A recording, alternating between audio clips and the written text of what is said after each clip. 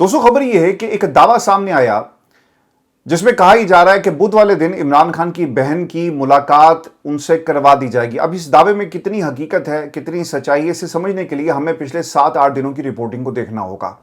Pro establishment सहाफ़ी, पाकिस्तान तहरीक इंसाफ को cover करने वाले सहाफ़ी और इसके साथ साथ वो सहाफ़ी जो सिर्फ खबर की तलाश में रहते हैं, उन्होंने मुख्तलिफ दावे किए।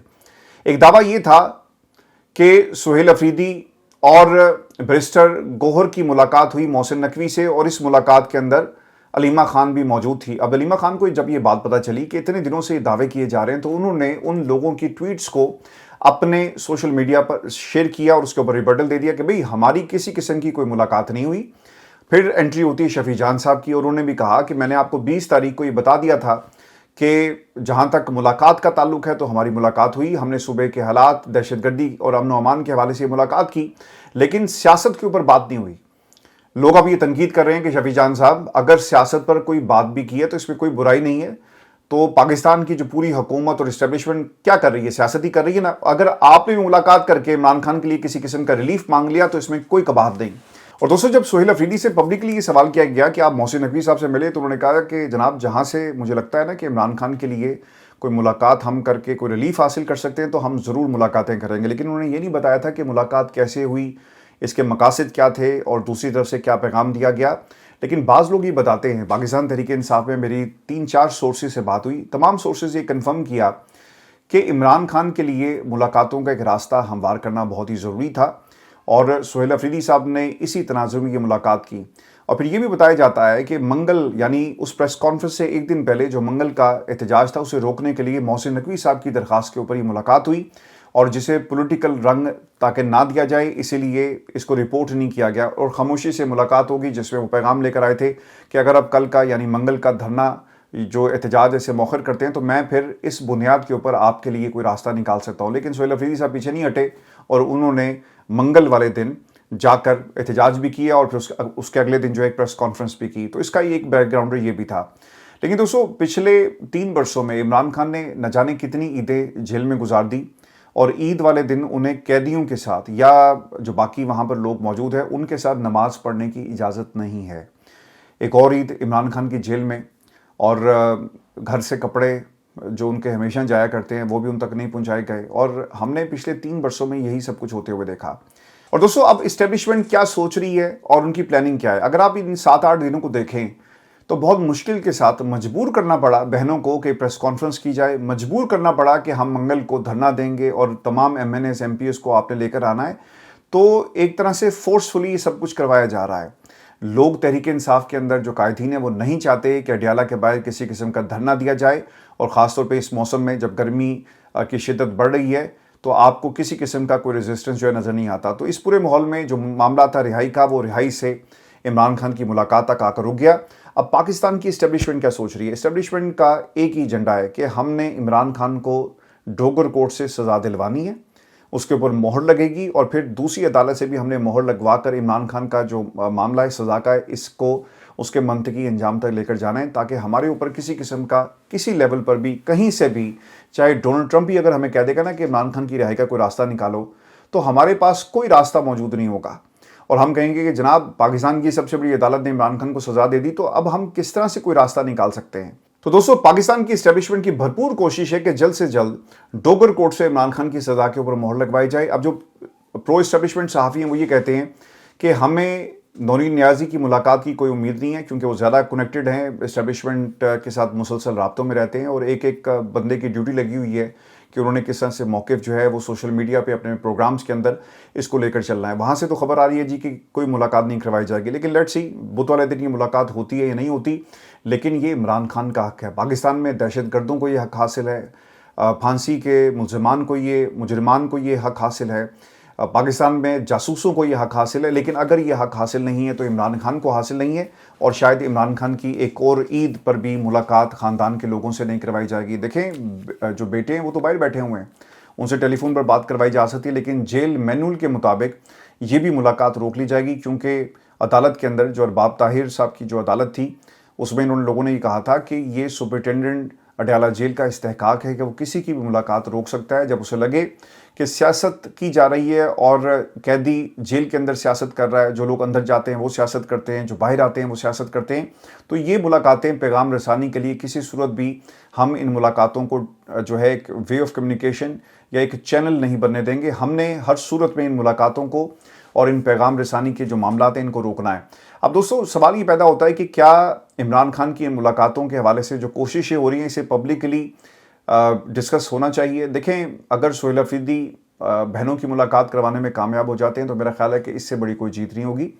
اور اگر خاموش رہ کر بہنیں اپنے ٹویٹر اکاؤنٹس اور جو انٹرویوز ہیں وہ نہیں دیتی اور اس کے بدلے عمران خان کی ملاقات کروا دی جاتی ہے تو اس سے فائدہ پتہ کیا ہوگا؟ ایک فائدہ یہ ہوگا کہ ایک تو بہنوں کی تسلی ہو جائے گی, دوسرا ہمارے سامنے جو اصل حقائق ہیں وہ آ جائیں گے کہ عمران خان کی اس وقت سچویشن کیا ہے, حالت کیسی ہے, اور کم از کم آپ کو اگلے 6 سے 7 ماہ کا جو لائے عمل ہے وہ آپ کے سامنے ہوگا کہ آپ نے تحریک کو کیسے چلانا ہے. اور جب Salman Safdar friends of the court بن کر عمران خان سے مل کر آتے ہیں تو انہوں نے باہر آ کر فوری طور پر گفتگو نہیں کی بلکہ اپنی رپورٹ کو اگلے دن سپریم کورٹ آف پاکستان میں جمع کروایا. وہ سیاسی بات نہیں کریں گے, اور اگر کریں گے بھی تو اس پہ کوئی یقین نہیں کرے گا. یہاں پر بہنوں کی بات کے اوپر کوئی یقین نہیں کرتا کہ جناب جب تک ہمیں عمران خان بلا کر نہیں کہیں گے ہم آپ سے آپ کی اس بات کے اوپر عمل درآمد نہیں کروائیں گے. اور دیکھ لیں کہ تحریک انصاف نے ایک پریس کانفرنس نہیں کی. تو اس پورے ماحول میں علیمہ خان کا بہنوں کا اندر جا کر اپنے بھائی کی جو صحت ہے اسے دیکھنا بہت ہی ضروری ہے. اور ایک بات دوستو جو بہت ہی امپورٹنٹ ہے کہ سب سے پہلے عمران خان کی صحت, عمران خان کی آنکھ کی ایکچوئل سچویشن. جب 85% بینائی ضائع ہوگی, اور سلمان صفدر بار بار یہ کہہ رہے ہیں, تحریک انصاف پورے یہ جو کنبہ ہے اس کو چاہیے تھا کہ بیٹھ کر پریس کانفرنس کرتا, لیکن انہوں نے ایسا نہیں کیا. پوری اپوزیشن بیٹھ کر پریس کانفرنس کر رہی ہوتی تو اس کا ایک امپیکٹ کریٹ ہوتا, ان کو بھی اندازہ ہوتا کہ یار یہ سارے ایک ہیں, ہم ان کو نہیں مار سکتے. لیکن یہ اکٹھے بیٹھ کر پریس کانفرنس بھی نہیں کرتے. ٹھیک ہے, آپ رہائی کے لیے کچھ نہیں کرنا چاہتے اور آپ سمجھتے کہ ڈنڈے پڑیں گے جیسا لطیف کھوسا نے کہا, لیکن عمران خان کی صحت کے حوالے سے تو زور لگایا جا سکتا ہے. باقی معاملات آنے والے دنوں میں انشاءاللہ ٹھیک ہوں گے, لیکن کوشش یہ ہے کہ عمران خان کی جو آنکھ کا معاملہ ہے اس کے اوپر کہیں سے بھی اگر آپ کی کوئی ملاقات کا راستہ آپ کو نظر آتا ہے تو اسے ضرور اویل کیا جائے. اور اس میں کوئی برائی نہیں کہ اسے اگر خفیہ بھی رکھا جاتا ہے. لوگ سہیل افریدی پر تنقید کر رہے ہیں, شفیع جان پر تنقید کر رہے ہیں, میرا نہیں خیال کہ اس میں تنقید کی بات بنتی ہے. اور اگر عمران خان کی صحت سے متعلق جو جینوئن رپورٹ ہے وہ باہر آتی ہے, بہنیں اگر ملاقات کرتی ہیں, تو میرا خیال ہے کہ اس پریزنٹ سچویشن کے اندر اس سے زیادہ بڑی کامیابی تحریک انصاف کی نہیں ہوگی. اور کوشش ان کو اس ملاقات اور بہنوں کے حوالے سے جو ہے وہ کرنی چاہیے. اور پھر یہ جو میں آپ کو کہہ رہا ہوں نا کہ راستہ نکلنا چاہیے, عمران خان کی صحت, عمران خان کی آنکھ کا معاملہ, اسے دیکھا جائے پہلے, سیاست بعد میں ہوتی رہے گی. وہ میں کیوں کہہ رہا ہوں؟ دیکھیں, ایک اور انٹرویو ٹائمز کے اندر چھپتا ہے بہنوں کا, جس میں انہوں نے کہا جی کہ 85% عمران خان کی آنکھ ضائع ہو چکی ہے. اب جمائمہ بھی یہ بات کر رہی ہیں, انہوں نے دی ٹائمز جو سنڈے ٹائمز ہے اس کا حوالہ دیا, جس میں انہوں نے لکھا کہ عمران خان کی ایک آنکھ ضائع ہوگی. خاندان کے لوگ ہیں نا, ایک سابقہ اہلیہ ہے, باقی بہنیں ہیں, بیٹے ہیں جو آپ کو بار بار بتا رہے ہیں. تو پھر اس پورے ماحول میں جنہوں نے سیاست کرنی تھی, جو وقت تھا ڈٹ کے کھڑے ہونے کا, جو وقت تھا پاکستان میں جمہوریت کو ٹکر دینے والوں کو ٹکر دینے کا, اس وقت تو انہوں نے کچھ کیا نہیں. لیکن اب یہ صرف ایک نیریٹو بلڈنگ ہے اور اپنے آپ کو بچانے کا طریقہ ہے. تو اس میں سب سے اہم چیز یہ ہوگی کہ عمران خان کی آنکھ کو جو بچ گئی ہے, جو صحت جیسی ان کی ہے, اس کو سنبھالا جائے, اس کو بچایا جائے, اور آپ کو جو بھی موقع ملتا ہے, جہاں سے موقع ملتا ہے, اسے اویل کیا جائے. رپورٹ میں کیا لکھا گیا, یہ کچھ چیزیں میں آپ کے ساتھ شیئر کر دیتا ہوں. برطانوی اخبار دی سنڈے ٹائمز میں شائع ہونے والی ایک تفصیلی انٹرویو رپورٹ میں عمران خان کی تینوں بہنیں علیمہ خان, عثمہ خان اور نورین نیازی نے کہا کہ اڈیالہ جیل میں عمران خان کو شدید تنہائی اور ملاقاتوں پر پابندی اور طبی سہولیات سے محروم رکھا گیا, جبکہ ان کی بینائی بھی متاثر ہو رہی ہے. رپورٹ کے مطابق عمران خان گزشتہ تقریباً 3 سال سے قید میں ہیں اور پچھلے 7 ماہ سے مبینہ طور پر مسلسل تنہائی کی قید میں ان کو رکھا گیا. یہ اخبار نے لفظ استعمال کیا جی مبینہ کوئی نہیں ہے, ان کو واقعی قید تنہائی میں رکھا گیا, سولیٹری کنفائنمنٹ. ان کی بہنیں ہر منگل اڈیالہ جیل کے باہر احتجاج دھرنا دیتی ہیں, چونکہ عدالتی حکم کے باوجود انہیں ملاقات کی اجازت نہیں دی جا رہی. ان کے مطابق جیل کے اطراف سڑکیں بند کر دی جاتی ہیں, بھاری پولیس نفری تعینات ہوتی ہے اور انہیں کئی مرتبہ آنسو گیس, واٹر کینن اور تشدد کا سامنا بھی کرنا پڑا. عثمہ خانم جو پیشے کے اعتبار سے سرجن رہ چکی ہیں نے بتایا کہ دسمبر میں آخری ملاقات کے دوران عمران خان شدید ذہنی دباؤ میں تھے, بار بار کہہ رہے تھے کہ تنہائی کی قید سے بدتر کچھ نہیں. ان کے مطابق عمران خان نے شکایت کی کہ نہ انہیں کسی سے بات کرنے دی جاتی اور نہ ہی گارڈز کو گفتگو کی اجازت ہے. اب جو گارڈز جاتے ہیں نا خان صاحب کے پاس, ان کو خاص طور پہ یہ تاکید کی گئی, ان کی بھی نگرانی کی جاتی ہے کہ تم نے خبردار عمران خان سے کوئی بات کی تاکہ کوئی پیغام نہ جا سکے, اور دیکھنے تک کی اجازت نہیں ہوتی. اگر خان صاحب ان کو دیکھ رہے ہیں نا تو ان کو کہا جاتا ہے کہ آپ نے عمران خان کے ساتھ آنکھوں میں آنکھیں بھی نہیں ملانی اور خاموشی سے جانا ہے، جو چیز چاہیے نکل وہاں پہ رکھ کے اور باہر آ جانا ہے، جو ان کے مشق تھی، جو ان کے ساتھ لوگ اٹیچ کیے گئے۔ اب یہ جو بہنائی والا معاملہ ہے، عظمیٰ خانی بتاتی ہیں کہ پہلے ان کی آنکھ سے پانی بہتا تھا، بعد میں وکلا نے بتایا کہ عمران خان نے کہا کہ ان کی آنکھ میں خون کا لوتھڑا بن گیا ہے اور تقریباً 85% مستقل بہنائی متاثر ہو چکی ہے۔ بہنوں نے مطالبہ کیا کہ انہیں فوری طور پر کسی بڑے ہسپتال ماہر ڈاکٹر سے معائنہ کروایا جائے۔ دیکھیں، عمران خان کی صحت اور عمران خان کی زندگی کو بچانا بہت ہی ضروری ہے۔ یار یہ سیاست نہ ہوتی رہے گی۔ ہم نے سیاست کا پچھلے 3 سالوں میں دیکھ لیا، کیا ملا تحریک انصاف کو؟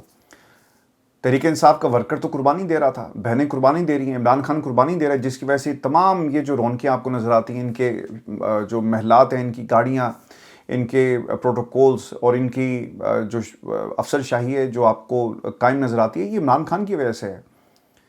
قربانی عمران خان دے رہا ہے، لیکن باہر بیٹھ کر لوگ کچھ تنقید کرتے ہیں، کچھ اسے استعمال کرتے ہیں، کچھ حکومت کرتے ہیں۔ اس کا عمران خان کو تو کوئی فائدہ نہیں ہوا۔ اور دوستو، اگر 3 سال گزر کے، اللہ نہ کرے اگر یہی معاملات رہے تو اگلے کچھ مہینوں میں انہوں نے آئینی عدالت سے مہر لگوا کر عمران خان کو پکا جیل میں ڈال دینا ہے۔ پاکستان تحریک انصاف سر کچھ نہیں کر رہی۔ جب میں تحریک انصاف کی بات کرتا ہوں تو میری مراد بیرسٹر گوہر سے ہے، میری مراد شیخ وقاص سے ہے، میری مراد سلمان اکرم راجہ سے ہے، میری مراد ان تمام لوگوں سے ہے جو عمران خان کے نام پر پاکستان کے اس ایوان کے اندر موجود ہیں، مرکز میں، صوبوں کے اندر، عمران خان کی وجہ سے ہے۔ لیکن آپ کو کوئی حکمت عملی نظر نہیں آتی۔ بہنیں غصہ کرتی ہیں، بہنیں دل کی بات کرتی ہیں اور ورکر کو اپنے ساتھ لے کر چلتی ہیں، تو ان کو پھر خیال آتا ہے کہ یار اگر ہم بہنوں کے ساتھ نہ چلے تو ورکر ہمیں چھوڑے گا نہیں، اور پھر یہی کوشش کی جا رہی ہے نا۔ تو اس لیے یہ تمام حقائق اور جو خبریں اور جس طرح سے ملاقاتیں جو بات ہو رہی ہے، یہ آپ کے سامنے رکھنے کا مقصد دوستو یہ تھا تاکہ آپ کو پتہ چل سکے کہ عمران خان کی ملاقات بہنوں سے کیوں ضروری ہے، تاکہ ان کی صحت کے معاملات کو دیکھا جائے۔ یہ سیاست ہوتی رہے گی۔ اگر 6 برس مزید عمران خان کو انہوں نے جیل میں رکھ لیا، سیاست تو کوئی اور کر رہا ہے، جو باہر آزاد پھر رہے ہیں یا پاکستان میں آزاد پھر رہے ہیں، انہوں نے سیاست کرنی ہے۔ تو اس کا عمران خان کی ذات کو، صحت کو کوئی فائدہ نہیں ہو رہا۔ اگر 3 برسوں میں آنکھ ضائع ہوگی تو اگلے 3 برسوں میں یہ کچھ اور بھی کر سکتے ہیں۔ اور دوستو، اسی سے جڑی میں آپ کو ایک خبر یہ بھی دے دیتا ہوں کہ کیا حکومت گھٹنے ٹیکنے پر مجبور ہو گئی؟ اچکزئی صاحب بار بار کوشش کر رہے ہیں اور وہ پارلیمان سے واک آؤٹ بھی کر جاتے ہیں۔ اب خبر یہ آ رہی ہے کہ وزیر اعظم اپوزیشن لیڈر کی ملاقات شیڈیول کرنے کی کوششیں تیز ہو گئی ہیں اور وزیر اعظم اپوزیشن لیڈر ملاقات پر راضی ہیں، صرف مقام پر ڈیڈ لاک اس وقت برقرار ہے۔ اچکزئی نے کافی دفعہ کوشش کی کہ میری شہباز سے ملاقات کرواؤ، اور اب شہباز شریف صاحب جو ہیں وہ ملاقات کرنے کی تیاری کر رہے ہیں۔ حکومت کی جانب سے اپوزیشن لیڈر کو وزیر اعظم ہاؤس آنے کی دعوت دی گئی اور پیغام وزیر اعظم کے مشیر رانا ثناء اللہ کی جانب سے پہنچایا گیا۔ اپوزیشن لیڈر کا ملاقات نیوٹرل وینیو پر کرنے کا اصرار ہے۔ ملاقات کے لیے رانا ثناء اللہ کی رہائش گاہ پر غور کیا جا رہا ہے۔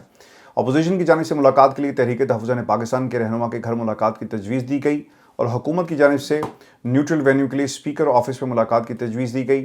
ملاقات کیوں ہو رہی ہے؟ سہیل افریدی نے کل پھر اڈیالہ جی آنا ہے، اس قسم کی خبریں آ رہی ہیں، کیونکہ مجھے ایسا لگتا ہے کہ اس خبر میں صداقت نہیں ہے۔ اور اگر آپ کو یاد ہو، کے پی ہاؤس پہ جو پریس کانفرنس سہیل افریدی اور علیمہ خان نے مشترکہ پریس کانفرنس کی تھی، اس میں علیمہ خان نے سہیل افریدی کو مخاطب کرتے ہوئے کہا تھا کہ سہیل افریدی صاحب یہ نوٹ کر لیں، اس دفعہ منگل کو گزٹڈ ہالیڈے ہے تو آپ نے اگلے منگل کو آنا ہے۔ تو آئی ڈونٹ نو کہ وہ جاتے یا نہیں جاتے، لیکن ایک چیز دوستو اس میں بڑی امپورٹنٹ یہ ہے کہ اچکزئی صاحب کی اگر ملاقات ہوتی ہے تو کم از کم عمران خان کی صحت کے حوالے سے اور انہیں حل شفا منتقل کرنے کے حوالے سے کوئی نہ کوئی راستہ ضرور نکالنا چاہیے، چونکہ دوسری طرف سے آپ نے تمام چیزیں ان کے ہاتھ میں اب دے دی ہیں اور سب کچھ اتنا وہ کنٹرول کر چکے ہیں کہ اب انہوں نے ملاقاتیں بھی بند کر دی ہیں۔ عمران خان کو سزا دینے کے لیے وہ تلے ہوئے ہیں اور وہ کچھ بھی کریں گے۔ میں آپ کو نا اس کی ایک ایگزامپل اور بھی دے دیتا ہوں، اور یہ بھی بہت تکلیف دہ ایگزامپل ہے۔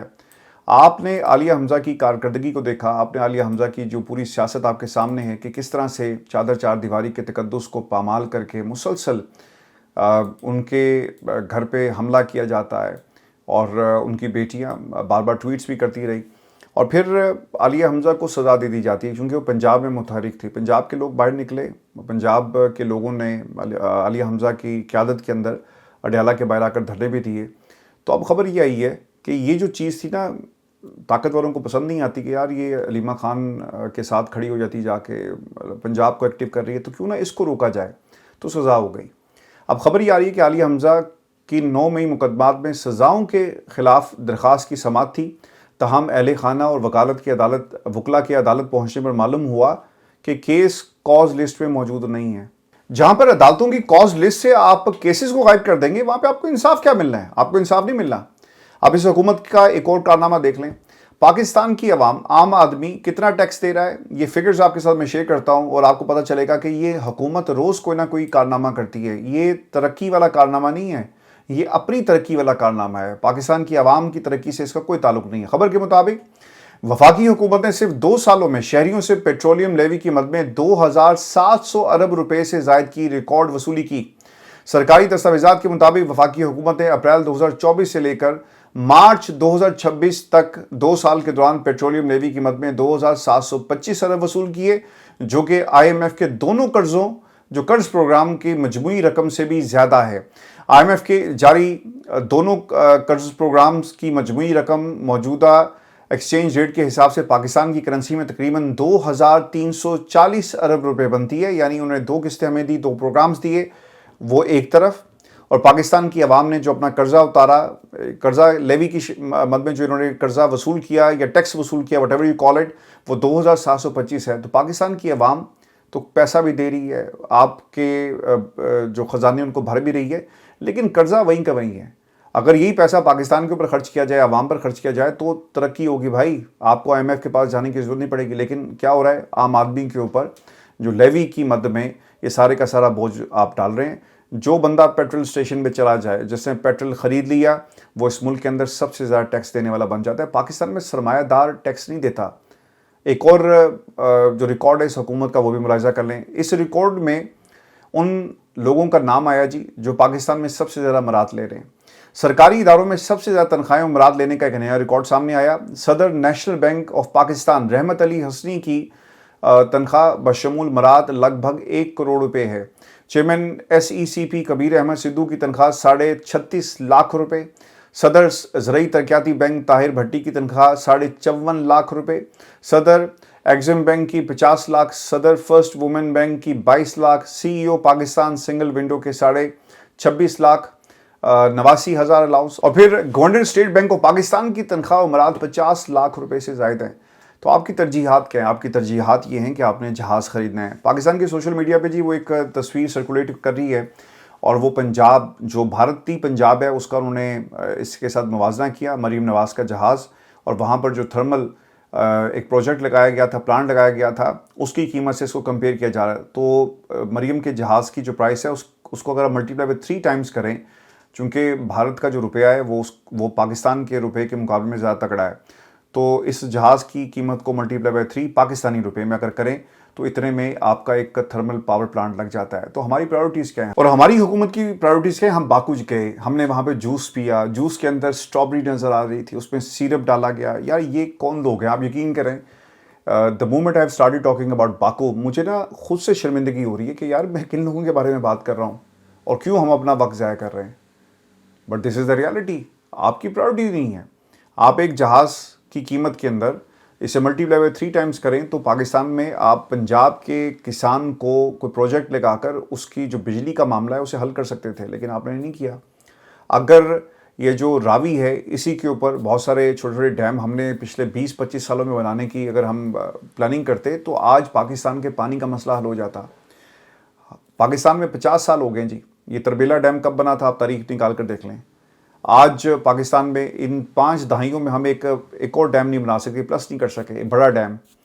तो हमारी प्रायोरिटीज़ क्या है? हमारी प्रायोरिटीज़ ये हैं कि हमने बाकू जाना है, हमने जहाज़ ख़रीदना है, हमने नवाज शरीफ साहब को चौथी दफ़ा वज़ीर-ए-आज़म बनाना है, हमने अपने प्रिंस चार्मिंग को वज़ीर-ए-आज़म बनाना है। और इस प्रिंस चार्मिंग से लेकर और जो मैडम सरकार हैं, इनको इन ओहदों तक पहुँचाने के लिए पाकिस्तान का अपने बेड़ा गर्क कर दिया। किसी को एक्सटेंशन चाहिए, किसी को हुकूमत चाहिए, किसी को हयात अस्तस्ना चाहिए, और किसी को अपनी नौकरी पक्की करनी है। यही सब कुछ हो रहा है पाकिस्तान में 78 वर्षों से, तमाशा लगा हुआ है। तो अपना ख्याल रखिएगा। अगली वीडियो में आपसे जल्द मुलाकात होगी। इजाज़त दीजिए, अल्लाह ने के बाद।